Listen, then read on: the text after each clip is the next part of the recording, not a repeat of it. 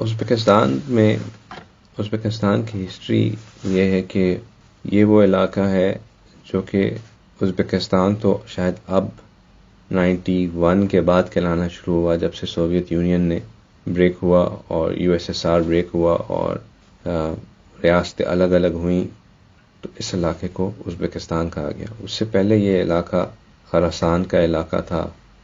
یہ علاقہ وہ تھا جس کو ماورا النہر کے نام سے بلایا جاتا تھا، یعنی کہ دریا کے پار جو علاقہ ہے، اور یہ علاقہ اس کو سینٹرل ایشیا کے نام سے بھی کہا جاتا ہے۔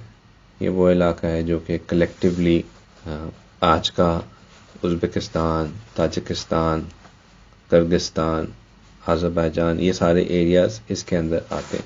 اور اس ایریا میں خاص طور پر چند شہر ایسے ہیں جو کہ اپنے اندر خاص اہمیت رکھتے ہیں، جن میں سمرقند، بخارا، تاشقند، پھر ایک ویلی ہے فرگنان ویلی، یہ 4-5 جگہیں ایسی ہیں جو کہ بہت خاص اہمیت کے حامل ہیں۔ ہمارے سلسلے میں سے جو بزرگ مشائخ اولیاء گزرے ہیں، ان میں سے تقریباً 8 سے 9 مشائخ اسی علاقے کے اندر موجود ہیں۔ اس کے علاوہ بہت سے محدثین، جن میں امام بخاری رحمۃ اللہ علیہ، امام ترمذی رحمۃ اللہ علیہ، بہت سے فقیہ، بہت سے عقائد کے بے تاج بادشاہ، یہ سب اسی علاقے سے تعلق رکھنے والے لوگ ہیں۔ اور اس علاقے میں یہ نہیں رہا کہ صرف ایک سا ہی ماحول رہا جب تک رشیا نہیں آ گیا۔ اس علاقے نے بہت سے عروج و زوال دیکھے۔ ان کی ہسٹری ہم جب جہاں رہتے ہیں وہاں تو ہم سیلیبریٹ کرتے ہیں نا، کہ مطلب جب انہوں نے کلچر دکھانا ہوتا ہے کہیں پہ اپنا، تو ہم جاتے ہیں تو 4-5 جھوپڑیاں لگی ہوتی ہیں، اور ان جھوپڑیوں میں کچھ لوگ جو ہے وہ لڈو ٹائپ چیزیں بنا رہے ہوتے ہیں، اور کچھ کپڑے سی رہے ہوتے ہیں، کچھ ہنا لگا رہے ہوتے ہیں، تو یہ کلچر ہو جاتا ہے۔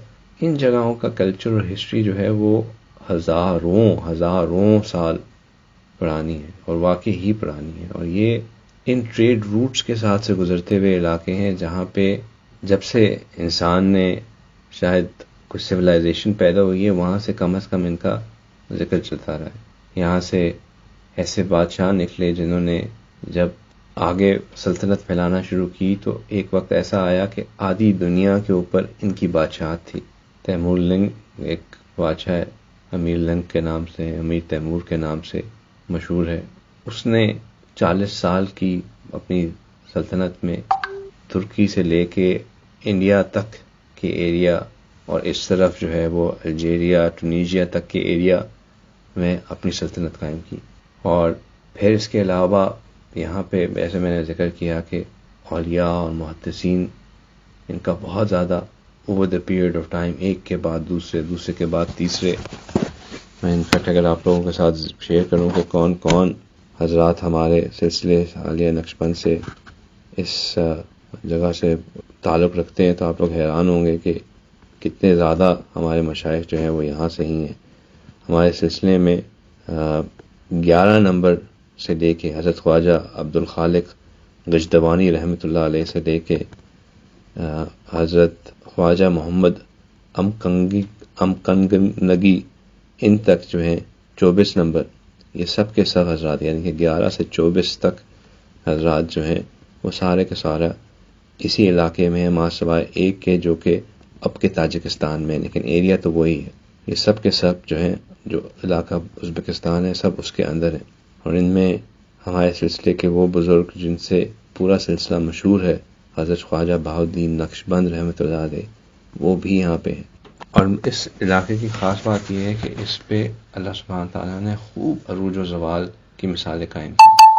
جیسا کہ میں نے بتایا کہ ایک زمانہ یہ تھا کہ یہ آدھی دنیا کے حکمران تھے، پھر اس سے پہلے جب ان کو یہ عزت ملنے سے پہلے یہاں پر ہی چنگیز خان آیا تھا، اور اس نے ہر چیز کو تہس نہس کر دیا تھا۔ چنگیز خان نے آ کے یہاں پہ ایسی مقامات بھی دیکھنے کو ملتے ہیں کہ وہاں پہ اس نے ایک وقت میں 7,000 سے لے کے کچھ جگہوں پہ 4,000، کچھ جگہوں پہ 7,000 بچوں کو ایک وقت میں اپنے گھوڑوں سے کچلا۔ وہ جگہیں آج بھی موجود ہیں وہاں پہ۔ پھر حال میں جب رشینز نے ان کو آکیوپائی کیا تو رشینز نے یہاں پہ کمیونزم جب پھیلایا تو اتنی سختی کی کہ اگر کسی کے گھر میں کوئی ایک کاغذ کا ٹکڑا مل جاتا جس پہ عربی کا کوئی لفظ لکھا ہوتا تو اس کو پکڑ کے پھانسی دے دی جاتی. تو یہ لوگ عجیب عروج اور زوال سے گزرے، لیکن ایک چیز جس نے ان کو یہاں پہ زندہ رکھا، جو ان کے ایمان کو زندہ رکھتی ہے. اچھا، ان کے ایمان کی میں آپ کیفیت آپ لوگ کو بتاؤں کہ کمیونزم نے اتنی کوشش کی کہ ان کے اندر سے ایمان ختم ہو جائے، ایمان ان کے اندر سے ان میں رہی نہ، کہ انہوں نے مساجد بند کر دی، مساجدوں کو استبل بنا دیا، عربی کو نام نہان مٹا دیا، اور جو دو جنریشنز اس میں سے گزری. شراب عام کر دی، ڈسکو عام کر دیے، حجاب بین کر دی، داڑھی بین کر دی.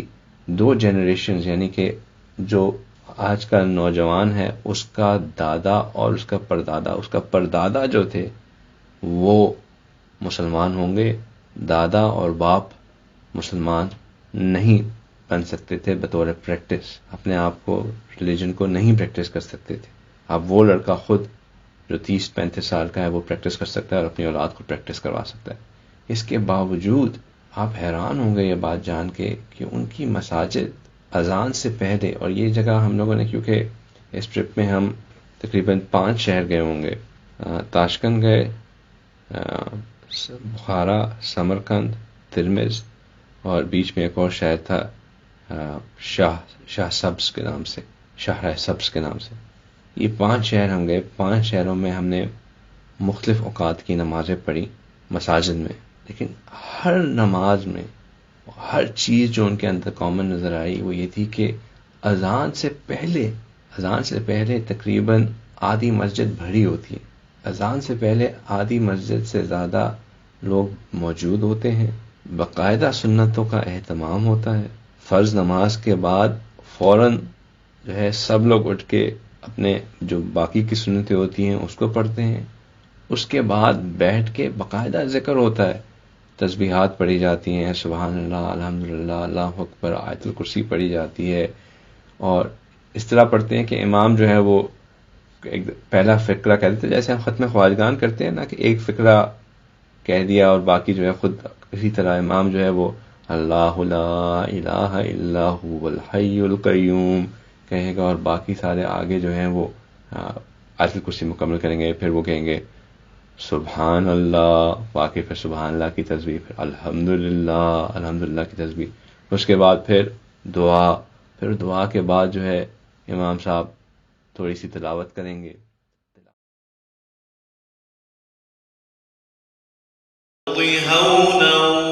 وَإِذَا خَاطَبَهُمُ الْجَاهِلُونَ قَالُوا سَلَامًا وَالَّذِينَ يَبِيتُونَ لِرَبِّهِمْ سُجَّدًا وَقِيَامًا وَالَّذِينَ يَقُولُونَ رَبَّنَا اصْرِفْ عَنَّا عَذَابَ جَهَنَّمَ إِنَّ عَذَابَهَا كَانَ غَرَامًا. تلاوت کے بعد اور عشاء کے بعد جو ہے وہ سورہ ملک کی تلاوت. میں نے فجر تو وہاں پہ نہیں پڑھی، لیکن مجھے بہت غالب گمان ہے کہ فجر کے بعد یاسین شریف کی تلاوت ہوتی ہوگی. بہت میرا غالب گمان ہے کہ فجر کے بعد وہاں یاسین شریف کی تلاوت ہوتی ہوگی. اور اس کے بعد پھر امام نے اپنی زبان میں دعا کرنی، اور دعا کے بعد پھر سارے لوگ اٹھ کے جاتے. جیسے ہم لوگ اپنی مساجد میں دیکھتے ہیں کہ سلام ہوتا نہیں ہے اور لوگ غائب ہو جاتے ہیں مسجد سے، بالکل ایسا نہیں. تو یہ سارا جو ان کے اندر ماحول موجود رہا، وہ جو میں نے بہت جب سوچا تو مجھے خیال آیا کہ یہاں پہ اللہ کا ذکر کرنے والی زمین تھی. یہ وہ زمین ہے جہاں پہ اللہ کا اتنا ذکر کیا گیا کہ شاید اب اس کا پتھر اللہ کے ذکر سے بھرا ہوا ہے. اور یہ سارے کے سارے لوگ، ان کے خون، ان کے ڈی این اے میں اللہ کا ذکر موجود ہے. اگرچہ کہ ظاہری سختی، ظاہری دباؤ کی وجہ سے وہ ذکر ان سے دور تو ہو گیا، لیکن جیسے ہی وہ بالکل ویسے ہی تھا کہ مٹی کے اندر اگر بیج ہو تو ہلکا سا پانی دینے کی ضرورت ہوتی ہے، پودا پھر نکل آتا ہے. تو بالکل ایسے ہی ان لوگوں کے ساتھ ہوا کہ ان کے اندر وہ بیج موجود تھا. جب دوبارہ دین ریوائیو ہونا شروع ہوا تو جیسے ہی اس کو پانی دیا گیا انہوں نے اس ذکر کو دوبارہ اپنا لیا. فَاذْكُرُونِي أَذْكُرْكُمْ. اللہ سبحانہ تعالیٰ نے جو حکم دیا ہے کہ میرا تم ذکر کرو میں تمہیں یاد کروں گا. اللہ سبحانہ تعالیٰ نے ہم آج تک یہ بات کہتے رہے کہ تم، اور اس کا مطلب یہ بھی ہوتا ہے کہ تم عیش میں مجھے یاد کرو، میں عشت میں مشکل میں تمہیں یاد کروں گا. تم جو ہے وہ آرام میں مجھے یاد کرو، میں تمہیں تکلیف میں یاد کروں گا. تم جو ہے بستر میں یاد کرو، میں تمہیں قبر میں یاد کروں گا. تم معصیت کے وقت یاد کرو، میں تمہیں مصیبت میں یاد کروں گا. یہ واقعی ہی نظر آتا ہے کہ اللہ سبحانہ تعالیٰ کس طرح اپنے بندے کو یاد رکھتا. بلکہ مجھے تو یہ یاد ہوا کہ تم اپنی زندگی میں مجھے یاد کرو، میں تمہاری اولادوں کو اپنی یاد دلاؤں گا.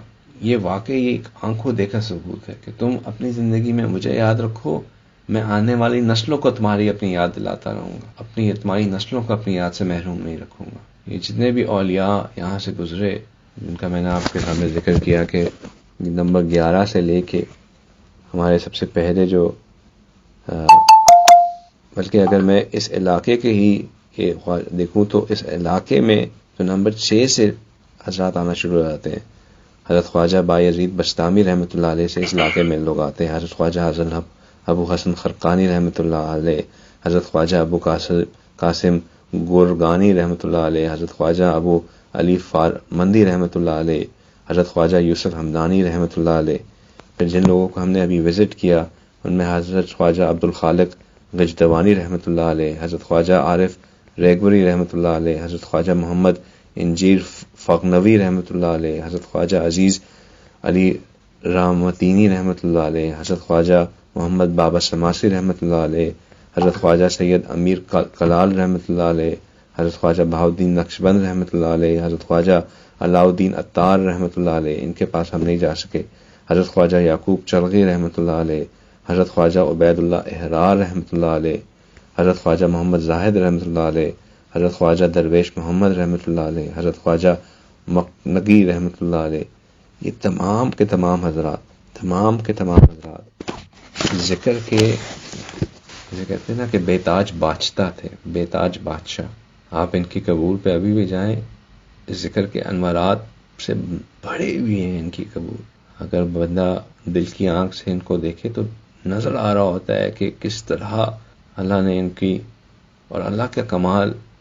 اچھا ایک اور میں آپ کو مزیدار بات بتاتا ہوں کہ فَاذْكُرُونِي أَذْكُرْكُمْ، کس طرح اللہ نے کہا نا کہ تم مجھے یاد رکھو میں تمہاری یاد قائم رکھوں گا. جب یہ سوویت لائے تو ان لوگوں نے آ کے جو بھی اسلامک سمبلزم کی چیزیں تھیں ان کو تباہ کر دیا.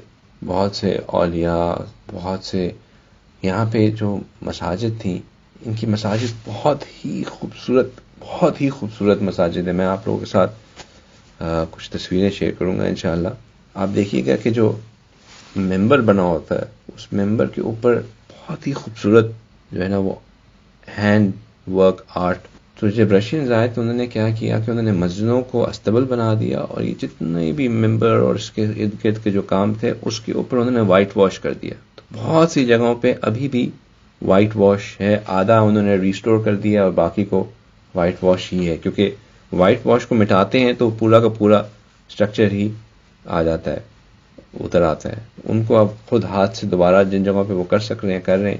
اسی طرح پھر بہت سی قبور جو تھیں ان کو انہوں نے فلیٹ کر دیا، بالکل نام و نشان ہی ان کا مٹا دیا. اللہ کی شان، یہ بندہ وہاں پہ جا کے حیران ہوتا ہے کہ یہ تمام کے تمام بزرگ ان کے جو قبور تھیں اسی شان اور اسی جو ان کا انہوں نے اپنی زندگیاں تو جب ان کے حالات زندگی پڑھیں تو پتہ چلتا ہے کہ بہت ہی عاجزی اور انکساری کے ساتھ گزاری. لیکن اب اللہ نے ان کا ایک ایسا گرینڈیور رکھا ہوا ہے کہ بندہ حیران ہوتا ہے کہ واہ یا اللہ، یہ آپ کے وہ بندے جو آپ کو یاد کرتے رہتے تھے، آپ نے ان کا نام مٹنے ہی نہیں دیا، فَاذْكُرُونِي أَذْكُرْكُمْ جو ہے اس کی بہت اہمیت ہے. اللہ سبحانہ تعالیٰ کا وعدہ ہے کہ تم مجھے یاد کرو میں تمہیں یاد رکھوں گا. ہم اپنی کیپیسٹی سے سوچتے ہیں کہ اللہ کو یاد کرنے کا کیا مطلب ہے، لیکن اگر ہم اللہ کے پرسپیکٹو سے دیکھیں تو جب اللہ کسی چیز کا وعدہ کرتے ہیں تو وہ وعدہ چھوٹا وعدہ نہیں ہوتا، وہ وعدہ صدیوں چلتا ہے، صدیوں۔ میں نے ریفلیکٹ کیا کہ ان میں وہ کیا بات تھی، ہزاروں کروڑوں لاکھوں لوگ گزرے ہیں، مطلب کروڑوں لوگ گزرے ہوں گے اس وقت سے لے کے اب تک، ان کا نام کیوں اللہ نے زندہ رکھا ہوا ہے؟ کیوں آج 2021 میں اور آپ بیٹھ کے کہتے ہیں کہ اللہ کا ذکر، اللہ کا نور نبی پاک صلی اللہ علیہ وسلم کے قلب اطہر پہ آ رہا ہے، اور ان کے قلب سے ہوتا ہوا ان تمام مشائخ کے قلوب سے ہوتا ہوا میرے قلب میں آ رہا ہے، اور ہم ان تمام مشائخ کو ہم ختم خواجگان کرتے ہیں، ہم ان تمام مشائخ کے لیے سوال ثواب کر رہے ہوتے ہیں؟ کیوں اللہ نے آخر اب تک ان کے لیے جو ہے یہ سب صدقہ جاریہ جاری رکھا ہوا ہے؟ اور جو میں بار بار سوچنے کے بعد جو چیز مجھے احساس آتی ہے وہ یہ کہ انہوں نے اللہ کے ذکر کو، اللہ کی جو خود ذاتی ذکر کو بھی اور اللہ کے لوگ تذکرے کو دوسروں میں بھی انہوں نے اپنی زندگی کا مقصد بنایا ہوا تھا۔ اور پھر جب میں سوچتا ہوں کہ جب اللہ کہتے ہیں کہ فَاذْكُرُونِی أَذْكُرْكُمْ، تو یہی بات ہے، اللہ کا ذکر کرتے رہو، اللہ ہمیں یاد رکھیں گے۔ اور ہمیں، میں نے جیسا کہا نا کہ صرف یہ نہیں ہے کہ اللہ ہمیں یاد رکھیں گے، اللہ ہمیں یاد رکھوائیں گے، اللہ ہماری یاد کو مٹنے نہیں دیں گے، اللہ ہماری اولادوں میں اپنی یاد کو مٹنے نہیں دیں گے۔ آپ یقین جانیے ان لوگوں کے درمیان میں بیٹھ کے نماز پڑھتے ہوئے مجھے اپنی نماز پہ شرمندگی محسوس ہوتی تھی، ان لوگوں کے درمیان ان کی احیاء سنت کی ساتھ محبت کو دیکھ کے، ان کے اندر عاجزی کو دیکھ کے، ان کے اندر اللہ کے نام کے ساتھ ان کے منہ میں جو شیریں آتی ہے اس کو دیکھ کے مجھے اپنی کیفیت کے اوپر شرمندگی ہوتی تھی کہ یا اللہ، ہم وہ ہیں جو کہ جب سے پیدا ہوا ہے آپ کا نام لیتے آ رہے ہیں، ہمارے باپ دادا کو کبھی کسی وقت پہ کوئی مشکل نہیں آئی کہ آپ سے کوئی جدا ہو، اور یہ وہ لوگ ہیں جن کے دین مٹ چکا تھا اور یہ آپ سے اس قدر جڑے ہوئے ہیں، اس قدر ان کے اندر آپ کی محبت ہے۔ مطلب ہم نے یہ بات کتابوں میں ہی پڑھی ہوئی ہے نا کہ مسجد کے اندر بیٹھے رہنا اللہ کی محبت کی نشانی ہوتی ہے، جس کا دل اللہ سے غافل ہوتا ہے اس کا دل مسجد میں لگتا ہی نہیں ہے۔ سنی نہیں ہے نا یہ بات صاحب سب نے کہ نہیں سنی ہوئی؟ تو ان کا دل جس طرح مسجد میں لگا ہوتا ہے وہ نشانی ہے کہ اللہ نے ان کو واقعی اپنے سے جوڑ کے رکھا ہوا ہے۔ اور اس کی وجہ یہی ہے کہ اللہ سبحانہ تعالیٰ نے ان کے آباء و اجداد نے جس طرح ان کو یاد رکھا، اللہ نے ان کی اولادوں میں اپنے ذکر کو جاری رکھا۔ ہم بھی اگر یہ چاہتے ہیں کہ اس فتنے کے دور میں جس سے ہم گزر رہے ہیں، اور جیسے جیسے ہم آگے جائیں گے اور یہ فتنہ بڑھتا جائے گا، ایمان بچانا مشکل ہوگا۔ نبی پاک صلی اللہ علیہ وسلم نے فرمایا صبح انسان اٹھے گا مسلمان ہوگا، شام میں اپنے ایمان سے خالی ہو چکا ہوگا۔ ان حالات میں ہم جا رہے ہیں، اگر ان حالات میں اللہ ہماری اولادوں میں، ہماری نسلوں میں اپنے ذکر کو جاری رکھیں، اپنے ذکر کو محفوظ رکھیں، اپنی یاد کو محفوظ رکھیں، ہماری اولاد کو، اپنی نسلوں کو ایمان پہ قائم رکھیں، تو شدت سے یہ بات ضروری ہے کہ ہم خود کامل ذکر کرنے والے بنیں، کامل ذکر کرنے۔ واللہ ما طلعت شمس ولا غربت الا وانت فی قلبی ووسواسی۔ اللہ کا قسم، نہ سورج کبھی طلوع ہوا نہ کبھی غروب ہوا کہ اے محبوب میری یاد میں اور میری سوچوں میں آپ ہی ہوتے ہیں۔ واللہ ما طلعت شمس ولا غربت الا وانت فی قلبی ووسواسی ولا جلست الى قوم احدثهم الا وانت حدیثی بین جلاسی۔ اور اللہ کی قسم، میں کبھی اپنے دوستوں کی محفل میں نہیں بیٹھا مگر اے محبوب دوستوں کے سامنے میں تیری باتیں تو آپ ہی کی کر رہا ہوتا ہوں۔ ولا ذکرتک محزونا ولا طربا الا وحبک مقرون بانفاسی۔ اور اے محبوب میں نے کبھی خوشی اور غمی میں آپ کو یاد نہیں کیا مگر میری سانسیں آپ کی محبت میں ہی تو لپٹی ہوئی ہوتی ہیں۔ بالکل نیت نہیں تھی کہ میں آپ سے ذکر کے اوپر ایک لمبی سی ایک کہانی بیان کر دوں، ایک کتابی سی بات کر دوں، چونکہ ایک آنکھوں دیکھا حال تھا، میں خود ابھی یہ سب دیکھ کے آ رہا ہوں، تو میں آپ کے ساتھ وہ شیئر کرنا چاہتا تھا کہ واقع ہی ان گناہ گار آنکھوں سے میں نے ذکر کے فوائد اور یہ فذکرونی اذکرکم کو دیکھا کہ کس طرح اللہ سبحانہ تعالیٰ اپنے اس وعدے کو پورا کرتے ہیں، کس طرح اللہ سبحانہ تعالیٰ لوگوں کے اندر اپنے ذکر کو قائم رکھتے ہیں، جنہوں نے ان لوگوں کا ذکر کو قائم رکھتے ہیں جنہوں نے اللہ کو یاد رکھا ہوتا ہے۔ بس اتنی سی بات تھی، میں نہیں جانتا کہ آپ لوگ اس بات کو سمجھ سکتے ہیں کہ نہیں سمجھ سکتے۔ جو چیز ایکسپیرینس کی ہوئی ہوتی ہے وہ ڈیفرنٹ ہوتی ہے، کہانیاں تو بہت سنانے والے ہیں، اللہ تعالیٰ نے توفیق دی تو انشاءاللہ ہمیں ضرور ان جگہوں پہ جانا چاہیے، اسی نیت سے جانا چاہیے کہ جب ہم یہاں جائیں تو دیکھیں کہ کس طرح اللہ سبحانہ تعالیٰ ان جگہوں پہ جہاں سے اتنے عروج و زوال گزرے، اللہ سبحانہ تعالیٰ نے کس طرح وہاں پہ اپنے محبت کرنے والوں اور اپنے محبت کرنے والوں کی اولادوں کو محفوظ رکھا ہے، کس طرح ان کو قائم رکھا ہے۔ اللہ سبحانہ تعالیٰ ہمیں اپنے ذاکرین میں، اپنے قدردانوں میں، اپنے محبین میں شامل فرمائے۔ اللہ تعالیٰ ہمیں یہ توفیق عطا فرمائے کہ ہمیں اپنی زندگی کا مقصد سمجھ میں آ جائے۔ جن لوگوں نے اللہ کو اپنی زندگی کا مقصد بنایا انہوں نے اللہ کو پایا، جنہوں نے اللہ کی وصل کو اپنی زندگی کا مقصد پایا، اللہ سبحانہ تعالیٰ نے ان کو بھی وصل عطا فرمایا، اور ان سے منسلک جس شے سے وہ چیز منسلک ہوئی، چاہے وہ زندہ ہو چاہے وہ مردہ ہو، اللہ سبحانہ تعالیٰ نے اس کی بھی بقا رکھی۔ یہ اللہ کا عجیب کرم ہے۔ اللہ سبحانہ تعالیٰ ہمیں کبھی بھی اپنے در سے دور نہ فرمائے۔ وآخر دعوانا ان الحمدللہ رب العالمین۔ اللہ اللہ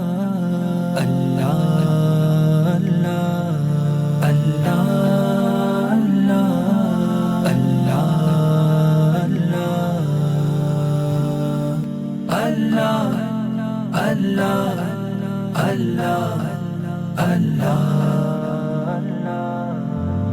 رب پر صبح و شام ہے اللہ اللہ، کتنا پیارا نام ہے اللہ اللہ، نبیوں کا پیغام ہے اللہ اللہ، ولیوں کا الہام ہے اللہ اللہ۔